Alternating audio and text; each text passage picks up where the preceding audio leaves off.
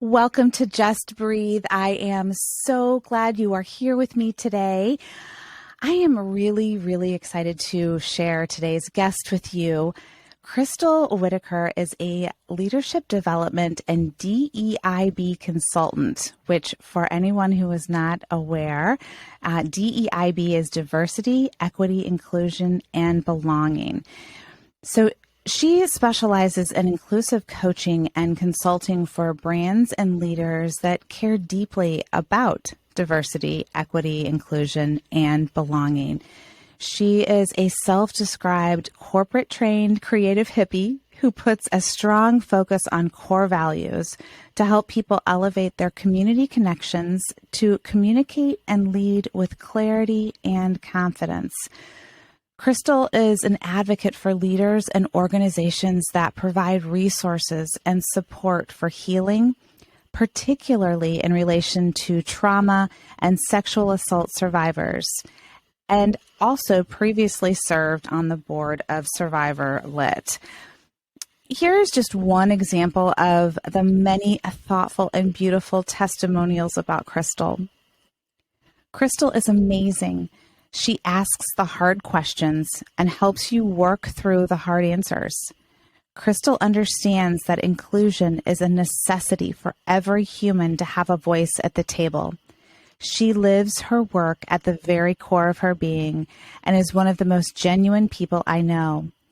I was able to dive deeper and keep clarifying what is most important to me, and that translated to my messaging becoming more clear. Crystal has made me a better human and business owner. So I really am looking forward to jumping into this conversation with Crystal today. So without further ado, Crystal, thank you so much for being here. Thank you, Heather. Such a warm introduction. Well, there's so many beautiful things to say about you. Oh my goodness. So it was hard to just pick one. I could have read all of them. Wow.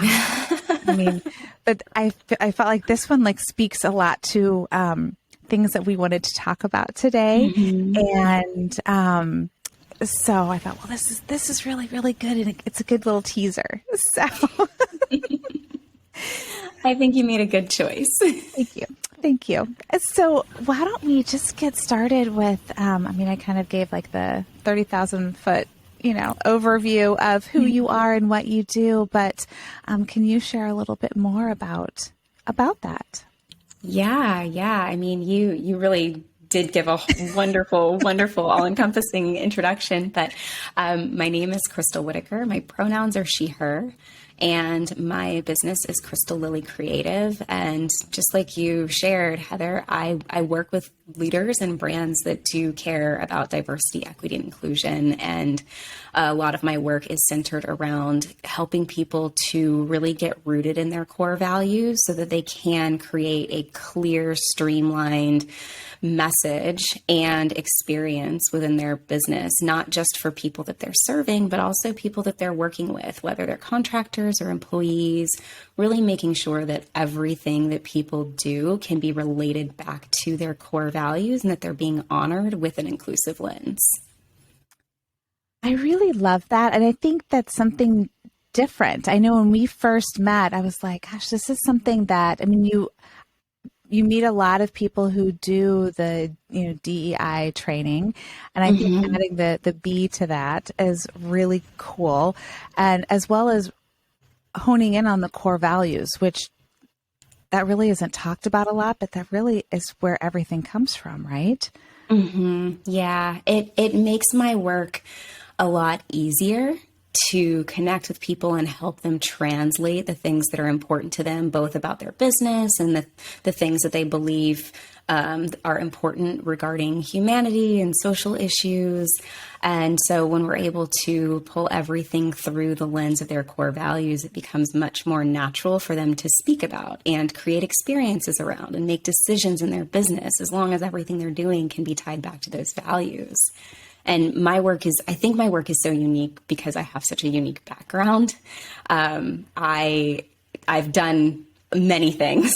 I've worked in nonprofit years ago. I've worked in nonprofit I've worked in private for-profit education, and the last corporate role that I held was as an executive recruiter. And I did that for a few years. And it was really a lot like getting paid to get an MBA, having conversations with, hiring managers and, executives from director level and above, the C-suite, and really learning a lot about different businesses and industries and how do you distill them down into job descriptions. So a lot of that knowledge is what I bring into the work that I do with my brand clients now. And the inclusive piece actually came in.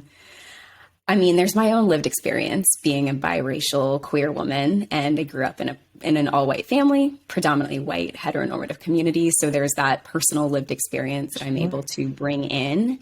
But when I left corporate, a lot of people that meet me now, they don't realize I originally started a photography business. And I was like, I want to be creative.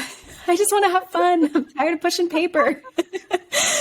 And I dove headfirst into the wedding industry, and I built my photography portfolio using friends and friends of friends who had gotten married or engaged, just to build up that portfolio. And me having such a diverse group of friends and network connections, I just naturally built a diverse portfolio so that I was booking diverse couples.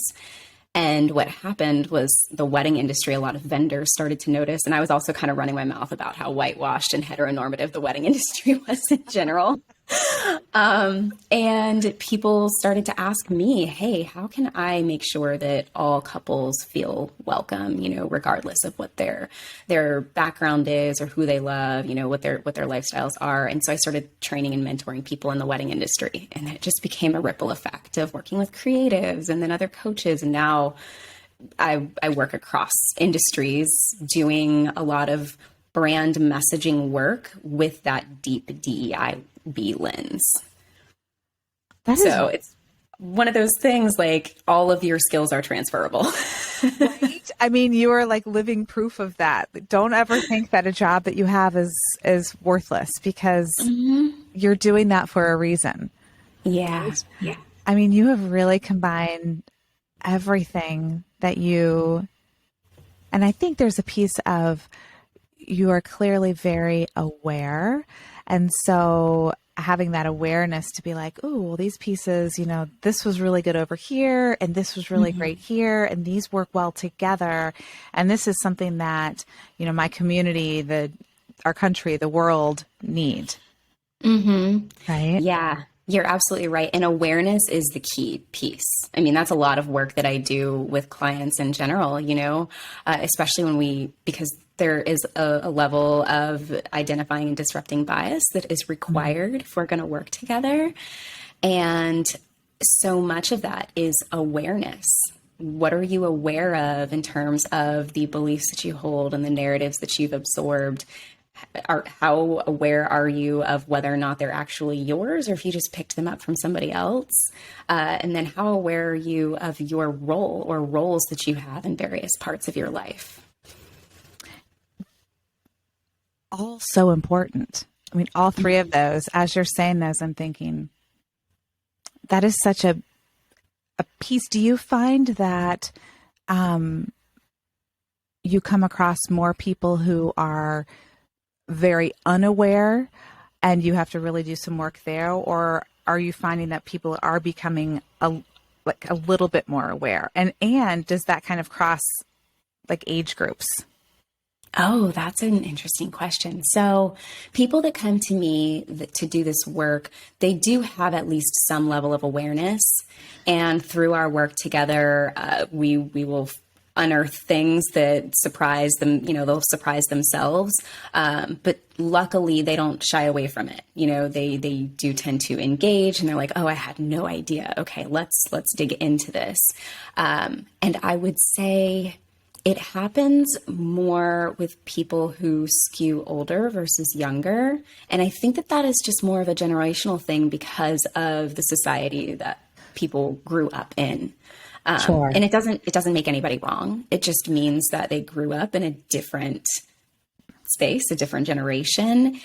But what is beautiful is that they have just enough awareness to say, hey, I want to have these conversations, and that they are open to making shifts and re-examining the things that they thought were okay, and maybe now they're not, because here's the other reality about this work too, is things are always evolving. There are things that even I learn fairly regularly where I'm like, okay, I do this for a living. And there are things that still come up to me and I'm like, okay, that's new information. How can I integrate it to continue sharing it with other people?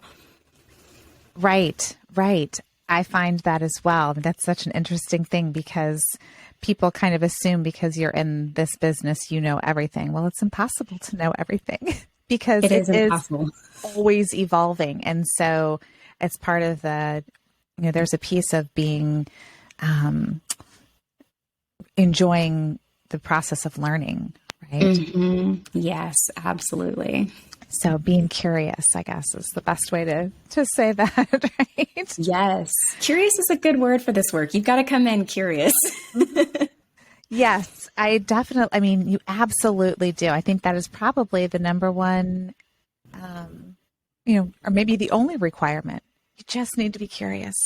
Mm-hmm. Yeah, be curious and come in without any judgment for yourself or others. I think that a lot of people, it's very easy coming in where if something is flagged for them that they just determine needs to be shifted, there can be a lot of internalized judgment. And it's like, let's just set that aside and examine this with just curiosity and allow it to be what it is. This is a brave space. So I'm not judging you. I'm here to work with you and help you embody the leadership style and the practices that you actually want to share with the world. I like that terminology and that thought. It's something it's easy to picture. And I think that's something that I try to cultivate as well. But can you talk about that a little bit more as far as creating a brave space and what that means and what that looks like and how that can translate across not only what you do, but, what I do and what people are trying to create in their homes. Yeah, I love this question.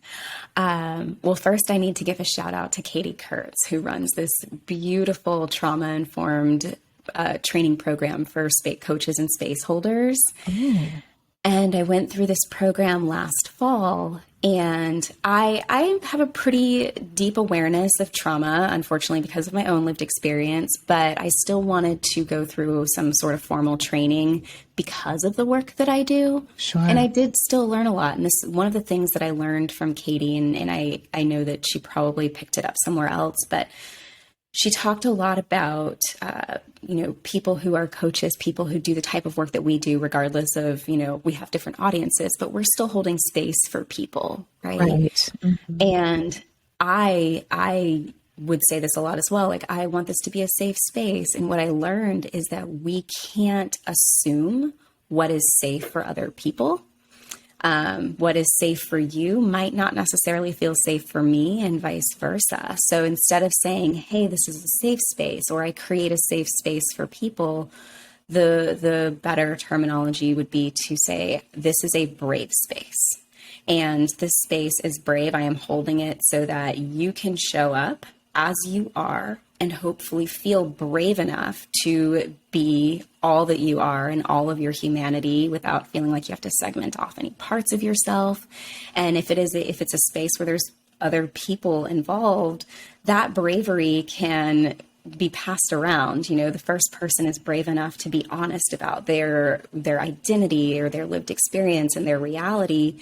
And then that might make other people feel brave enough to also be honest. So then when all that bravery is taking place, then people can create their own sense of safety within themselves.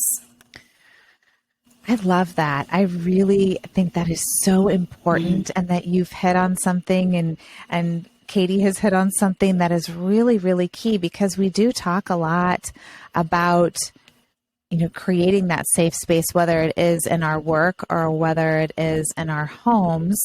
And and kind of switching the languaging around that and how we're thinking about it and approaching it in some ways makes it so much easier to embrace.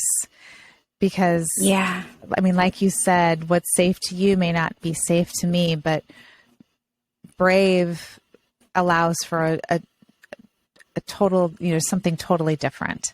And that it allows for choice. Yes. Yeah. When you create that sense of bravery, it allows people to choose how they want to be and how they want to show up. And then the beautiful thing when people have choice is that you're also incorporating consent, which is super important to have in brave spaces as well. Oh my goodness. Yes. And so important to have conversations around. And, so many of these things are things that, I know I never talked about when I was young, whether it was growing up or even, in my 20s. These things were not conversation pieces, right? And things that we were not even aware of. And so I love that this is something that is being talked about, that there is awareness around, and that every person, regardless of age, has access to. Yeah. I'm so there are ups and downs to the internet and social media, but I think that one of the biggest benefits is that having access to information where people can begin to delve into conversations like this is such a huge benefit. I think back to when I was younger. Oh my goodness, I would have loved to have had access to the knowledge and the resources that youth do now, because it would have saved me a lot of confusion. Right? Oh my goodness. I am sure. I mean, I know for me as well, I think, oh my goodness, because we probably both, they're in very different ways, but grew up with there's just a narrow, this is what's right. Right. And everything else is bad or wrong, whatever adjective you want to put. I spent a lot of time trying to put myself in boxes and jars and molds that were created by and for other people. And it took me a long time to realize, I get to do my own thing. Right. I get to be me. Right. And that is such a huge thing. And so I love talking about it, because I feel like the more we talk about it, it just brings, you never know what's going to resonate with somebody. So, right. Which is so much fun and so good. And I think also, being 50, I feel like, hey, this isn't just for people who are in their 20s or 30s, people who are more, quote unquote aware. We all can do this. We all can shift. We all can, this is available to anyone. So that is one of my pieces as well, especially working with parents. I agree. That's an important thing for everyone to feel like you can, and it's okay. And there's, it's. Yeah, I imagine that's got to be a unique space to be in as well. I don't have children, and it's something that I've chosen to opt out of for myself. But I think about people who do have kids, and I do have clients who they have kids, and sometimes they'll ask me questions, and I feel like it's a very fine line, especially as a person who doesn't have children, but just in general, when you get into the territory of having conversations with people about their children or their parenting, how sensitive that might be, even if they are coming to you for help. I feel like it's such a sensitive thing, because in general, ideally, parents always want to know that they are doing the best for their kids. And the idea of being told, hey, maybe you could shift this, could be very jarring for people. Absolutely. Absolutely. And kind of similar to you, there has to be that a certain degree of, I want to do this. There are things that I want to learn, and I'm I think I'm also hyper aware of that. And so I frame everything very, very carefully in that, I talk a lot about choices, and it's a lot about,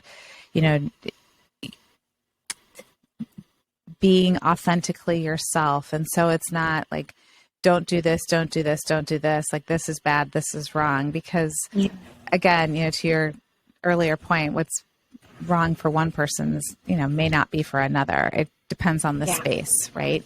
And what they're trying to create with their child, and the environment that they're wanting to cultivate in their home. So you're right. There are a lot of nuances there, and I do have to be careful. But I typically speak from, this has been my experience. This is what I've learned, and I'm sharing it.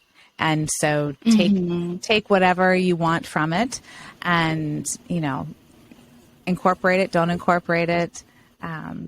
So that tends to, because you're absolutely right. It is sensitive. Yeah. Yeah. I would imagine so. It's kind of that. I had a business coach once who she had shared with me the phrase, eat the fish, spit out the bones. Have you heard that? Oh, yeah. So you just take what feels good for you, leave the rest. Yeah. I love that. That's so, yes, that is a good way to use that for sure. Oh my goodness. Well, I'm wondering if we could talk a little bit more about, this kind of actually lends itself to it, is talking about messaging and how,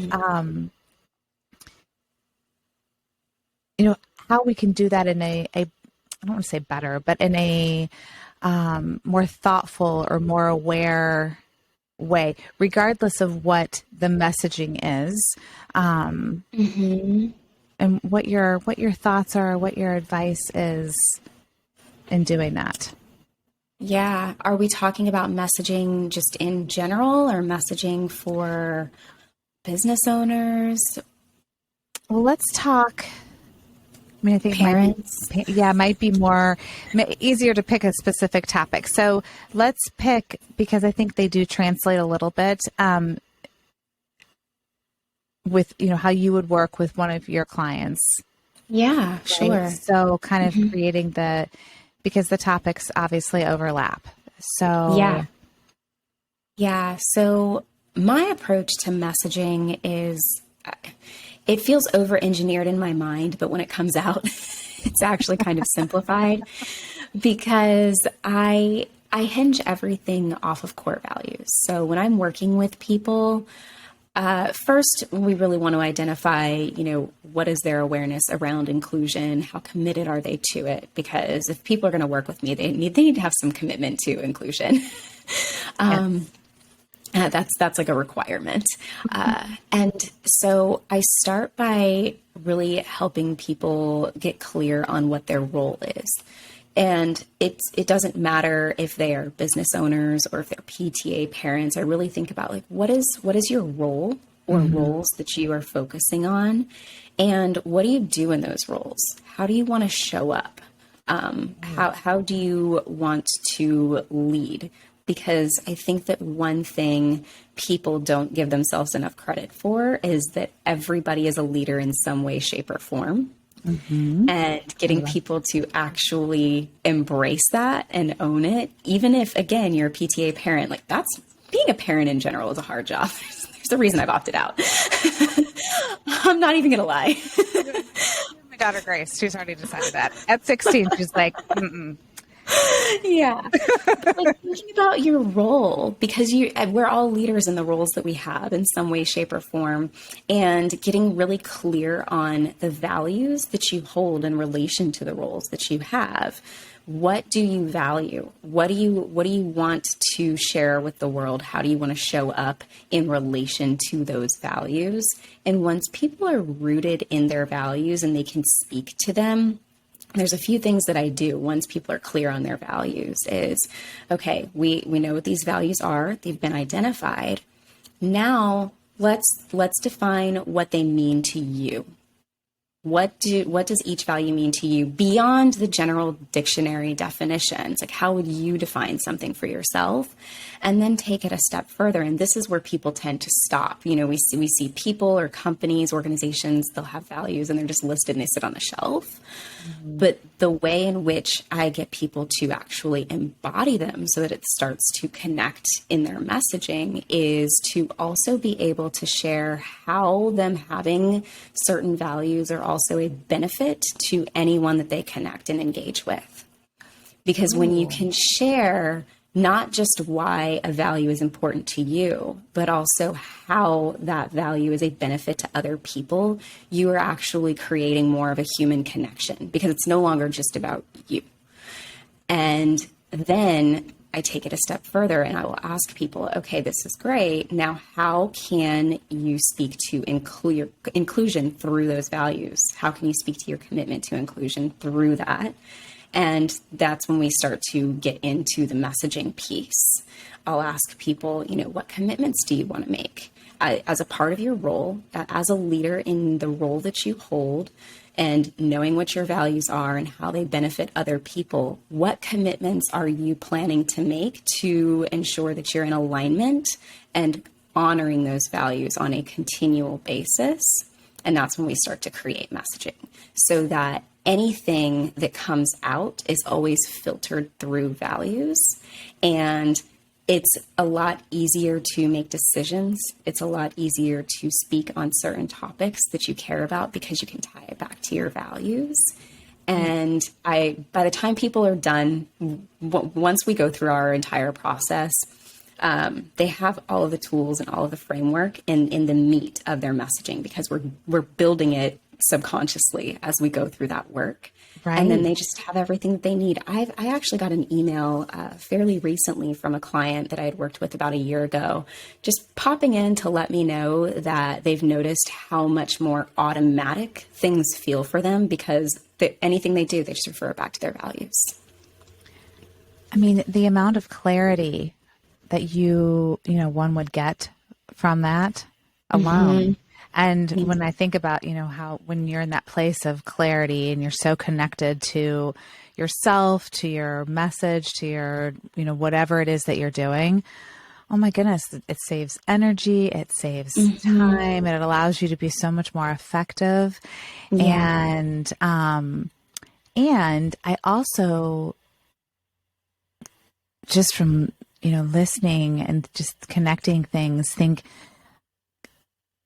it would also help you really with listening and hearing what others are saying to you. Mm-hmm. So, kind of to your whole point about communication and really being able to have that like truly authentic communication.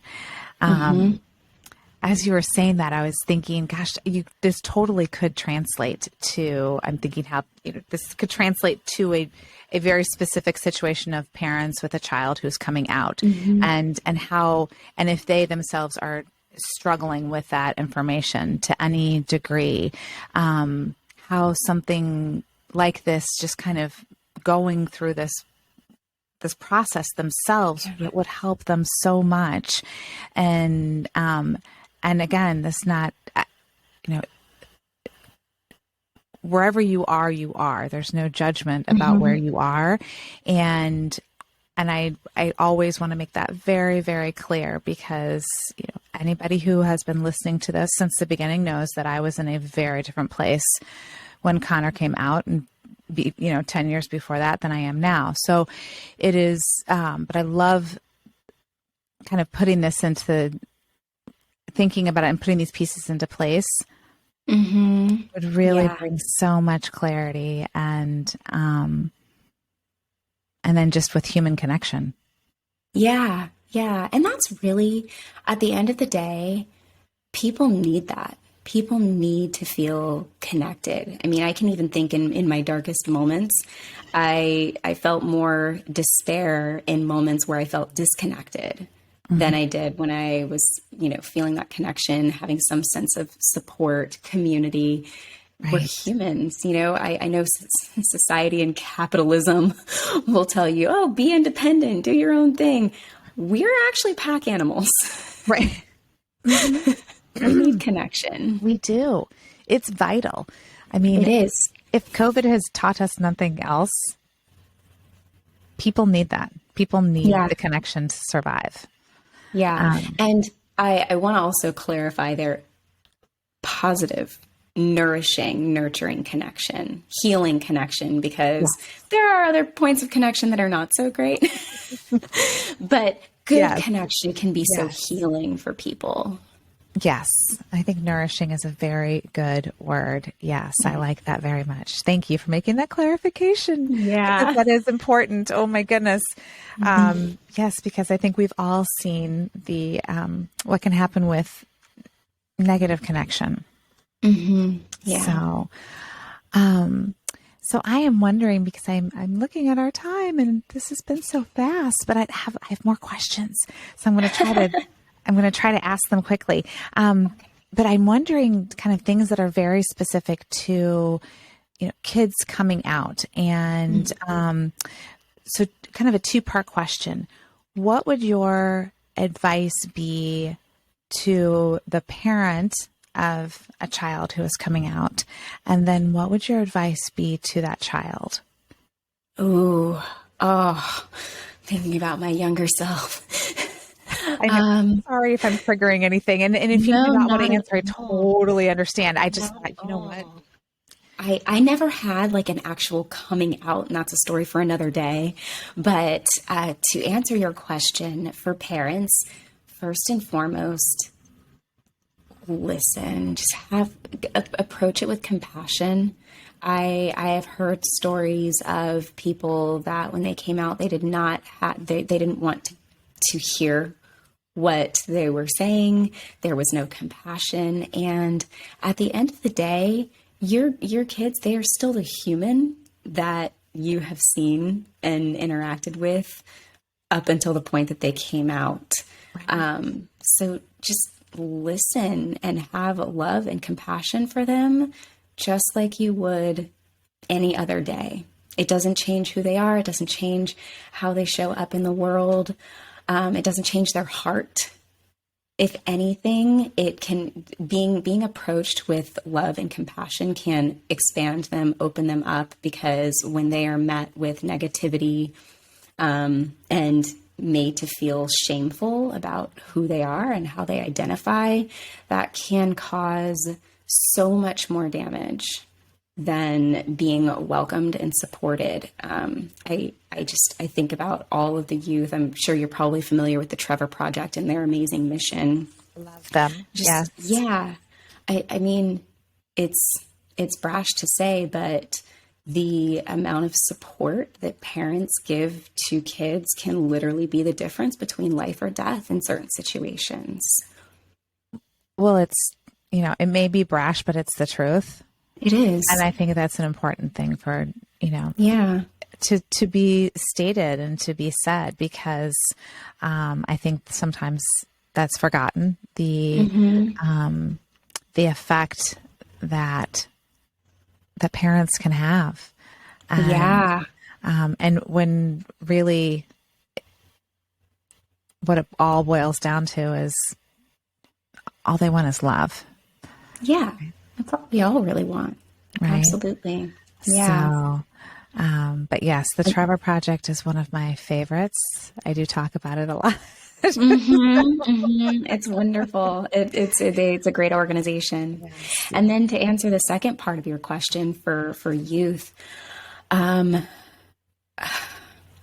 feel like this is kind of risky to say because I don't know the situation that youth tuning in to are in. I can't assume the situations of everyone's household, but my best advice would be to trust yourself and be brave. I love that. Yes. I think at the end of the day, people, even if they're 14 years old, hopefully they know what's best for themselves in that moment, even if it's scary. Right. Even if it's scary. Absolutely. And I think that's a very important message in and of itself is learning to trust yourself, trust that voice, and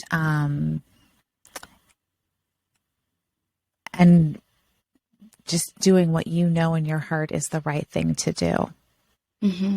Yeah. So thank you. Thanks for answering that. Of course. So I'm wondering if I feel like we really, this was kind of a primer episode, everybody, because it's just like scratching the surface on so many really beautiful topics and timely topics. And you'll have to come on again so we can kind of pick one thing and really dive deep. Oh yeah. Maybe we can take a poll, a community poll. What do people want to know? I would love that. Actually, I think that's a great idea. So let's do that. So as you are listening to this episode, just either shoot me an email or message me on Facebook and let me know what you would like to hear, what you would like to learn, what you would just want to know more about. And we'll have Crystal back and we can talk more about that. Yeah, I would love that. I love a good cameo. Right? Exactly. It's a little teaser. Here we go. So is there anything you would like to end with, say, before we sign off for today? Actually, I think you have these links if you want to share them in your show notes. But for the core values stuff, if anybody is curious and kind of starting to dig into that work, I do have a free guide available for download on my website. So you can start doing some of that core values work to hone in a little bit if that was intriguing to you. Love that. Yes, I absolutely will be putting all of these links in the show notes. So, and I will also have some of these linked on my website as well. So they'll kind of live in two different places for people this is really, really awesome work. Thank you so much for doing this. Of course. Thank you for the invitation just to have this conversation. I've really enjoyed it. Good. Thank you. Yes, me too.